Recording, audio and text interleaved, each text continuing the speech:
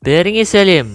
Сіз өміріңізде көптеген тағам түрлерін сатып алып жеп көрген боларсыз. Тамақтардың дәміне қарай қымбат, арзандар болады.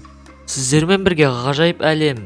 Бүгінгі видеода біз әлемдегі ең қымбат тағамдарды айтатын боламыз.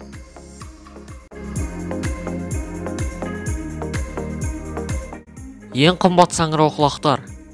Ақ трюфельдер әлемдегі ең қымбат тағам болып есептелінеді.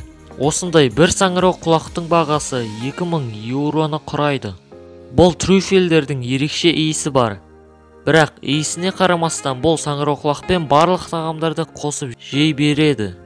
Жаһандық жылыну мен инсектицидтердің пайдалануының кесірінен трюфельдер азайып келеді. Сол себепті қолжетпес азыққа айналуда. Ең қымбат ірімшіктердің бірі бір жерде ғана. Швеция фермасында өндірілетін бұлан сүтінен алынған ірімшік. Оны дайындау үшін бұлан сүті қолданылады.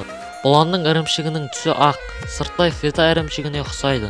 Мұндай ірімшіктің бір келісі 1000 еуро тұрады. Және ол шектеулі мөлшерде өндіріледі. Келесі ең қымбат уылдырық. Құртпа альбинус. Каспий теңізін мекендейтін үлкен бекіре балығы. Оның құнының асқақтаған себебі құртпа альбинус алтын түсті уылдырығын 100 жылда бір рет шашады екен. 1 килограмм уылдырық 8500 еуро тұрады.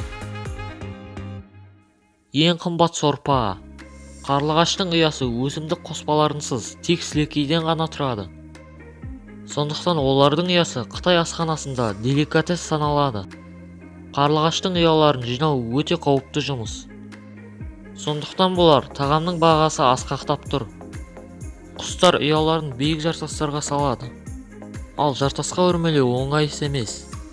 Мұндай деликатестің құны 1 килограмм үшін 3000 долларға дейін бағаланады. Ең қымбат тұшпаралар. Тағамның қымбат болуы оның құрамындағы бұзау, бұлан және шошқа етіне, сонымен қатар терең суда мекен ететін алау балықтың теміріне байланысты.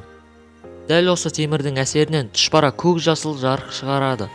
8 тұшпара порциясы 2400 доллар, ал 16 тұшпара 4400 доллар тұрады.